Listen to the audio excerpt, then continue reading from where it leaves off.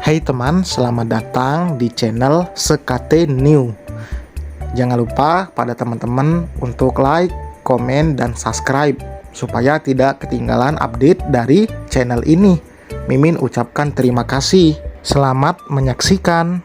CEO angkuh bab 31. Tanpa bicara, Della membantu Hanin untuk berdiri. Ia khawatir pada Hanin karena tidak bisa dihubungi.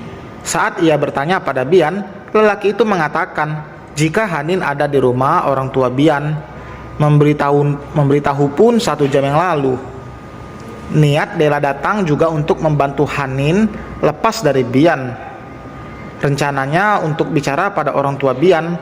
Della tidak mau adiknya terus dipermainkan dan diperalat.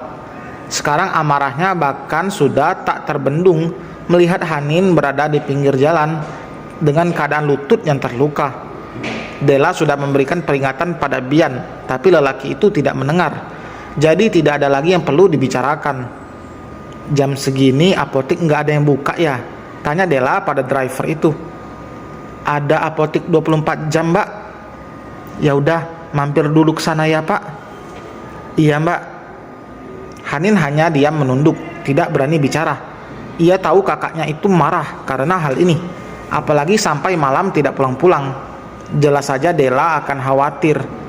Della mengambil tindakan karena ia tahu pemikiran Hanin belum dewasa dan mudah saja terpengaruh, meski hanya dengan sebuah rayuan. Udah makan? Suara Della memecah keheningan. Udah. Setelah itu tidak ada lagi pembicaraan. Della tidak berniat untuk menanyakan kegiatan apa saja yang dilakukan Hanin di rumah orang tua Bian. Setelah mampir ke apotik dan membersihkan luka Hanin, mereka langsung pulang. Della pun masih tidak berniat untuk melayangkan pertanyaan. Ia akan membiarkan Hanin istirahat, karena ini sudah larut, apalagi besok gadis itu harus sekolah. Karena kondisi lututnya yang hanya lecet, Hanin tetap akan pergi ke sekolah. Della pun bersiap-siap. Ini kartu SIM baru, yang lama buang aja. Ini HP dari Om Bian. Kamu pakai dulu HP kakak yang satunya, nanti kakak beliin yang baru. Pindahin dulu nomor teman-teman kamu. Della beranjak untuk mengambil ponselnya yang dulu. Masih bagus dan bisa dipakai sebenarnya. Della akan mengganti dengan yang baru nanti. Kalau mau ke toko bilang dulu ya. Iya kak. Della berangkat lebih dulu. Ia bahkan sama sekali tidak berniat untuk sarapan. Setelah itu Hanin menyusul berangkat sekolah. Hanin lebih suka kakaknya cerewet daripada diam seperti ini. Karena kejadian beberapa hari ini, Hanin merasa moodnya benar-benar buruk. Bahkan Ambar pun tidak bisa menghiburnya. Depan udah balik. Tadi dia kesini nyariin lu, tapi lu belum datang. Nanti jam istirahat dia juga kesini, ujar Hanin dengan tampang lesu. Lu kenapa lagi? Lagi dapet lu. Hanin menggelengkan kepalanya. Asli gue lagi gak mood. Jangan ajak gue ngobrol dulu. Ambar pun tutup mulut. Hingga jam istirahat tiba, Devan datang. Ia bahkan membawakan oleh-oleh untuk kekasih tercintanya itu. Pan, kita bicara di taman yuk, ajak Hanin. Kayaknya serius banget. Hanin mengangguk.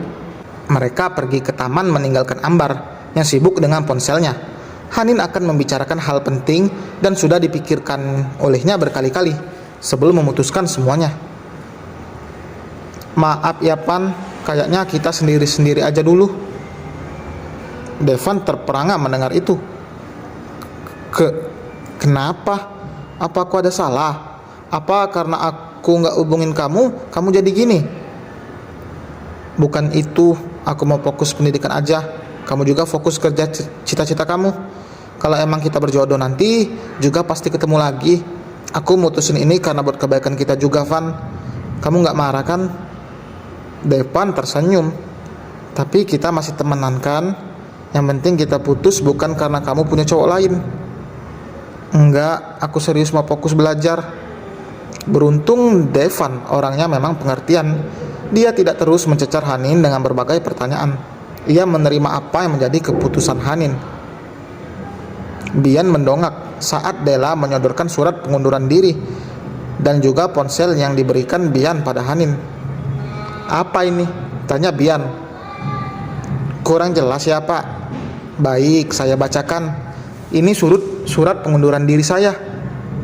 "Iya tahu, kenapa tiba-tiba? Apa alasan kamu?"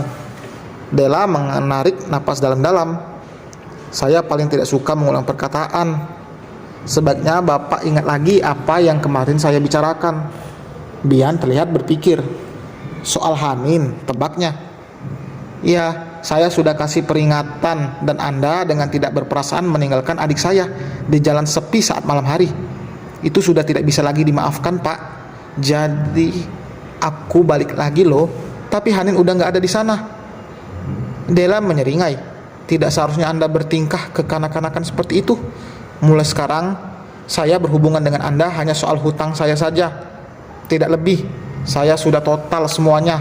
Saya tidak peduli Anda menjatuhkan talak atau tidak pada Hanin. Tapi saya tidak akan membiarkan adik saya dijadikan boneka lagi." Rahang Della mengeras. Kedua telapak tangan mengepal di sisi tubuhnya. Ia masih menahan amarahnya, karena ini di kantor. Padahal ingin sekali mencakar wajah Bian yang menyebalkan itu. "Kamu rugi sendiri kalau mengundurkan diri.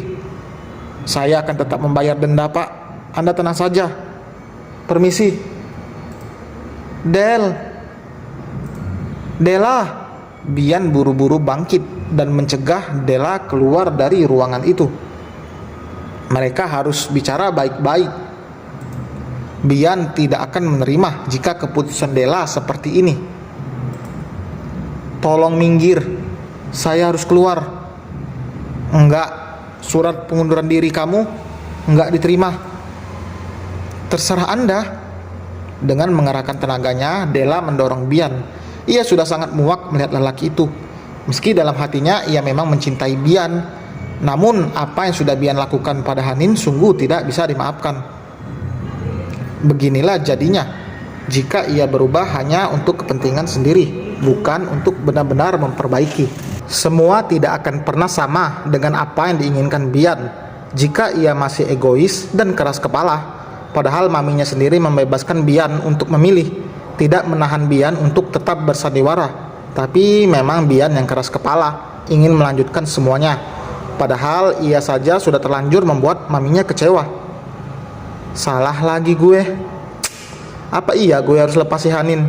Mami juga udah tahu kok soal kebohongan gue. Kalau Dini terus yang ada nanti gue bisa gila. Terus aja ngurusin hal ini. Urusan kantor juga jadi kena imbasnya." Bian menggerutu dengan apa yang terjadi. Ia kembali duduk di kursinya, berkali-kali menghela napas panjang. Meski mulutnya mengatakan untuk lepaskan, tapi dalam hati kecilnya Bian merasa tidak rela.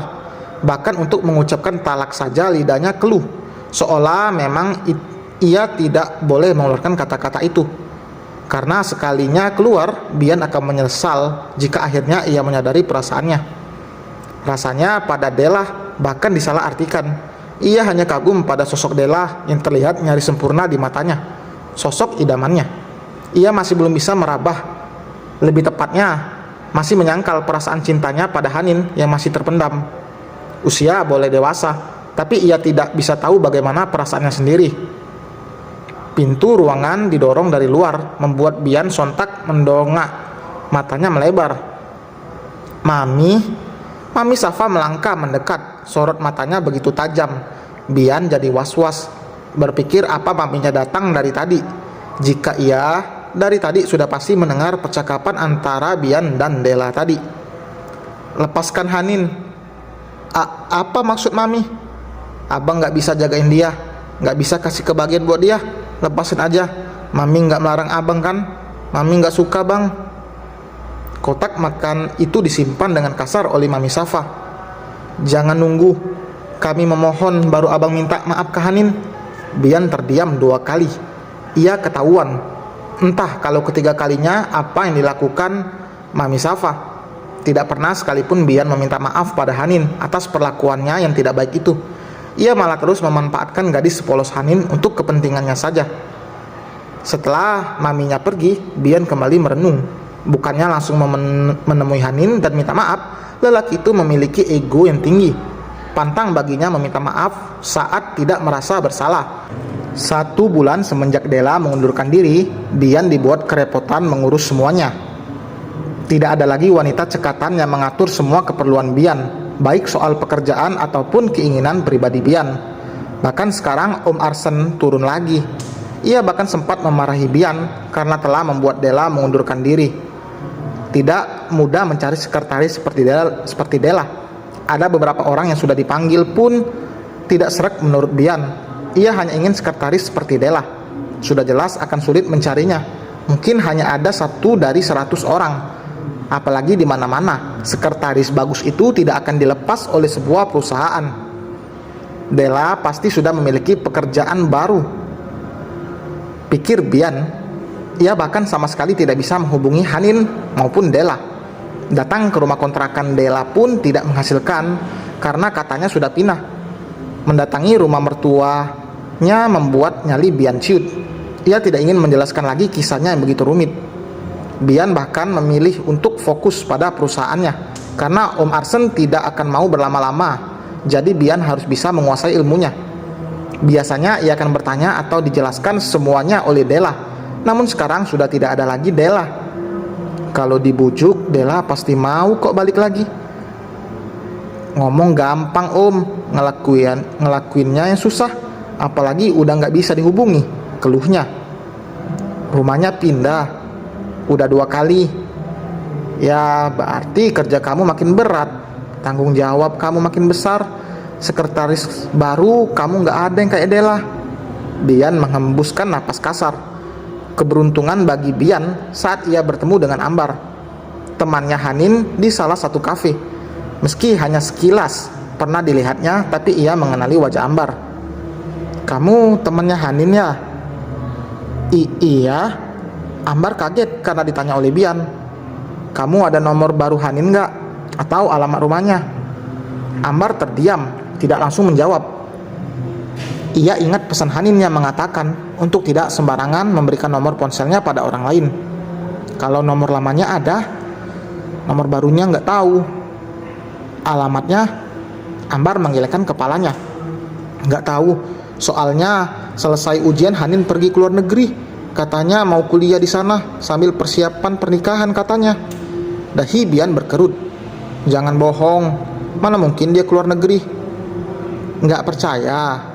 Nih, refleks Ambar memperlihatkan foto Hanin dan juga Ambar saat berada di luar negeri. Ambar melihatnya di sosial media milik Bara, karena Hanin tidak aktif di sosial media. Mata Bian membulat sempurna, jantungnya seperti berhenti berdetak, namun dadanya memanas. Dan selesai teman, terima kasih telah mendengarkan. Semakin egois, semakin ingin menang sendiri ternyata sifat Bian. Waduh, nurut siapa nih? Jangan lupa like, komen, dan subscribe. Sampai berjumpa di bab berikutnya. Bye.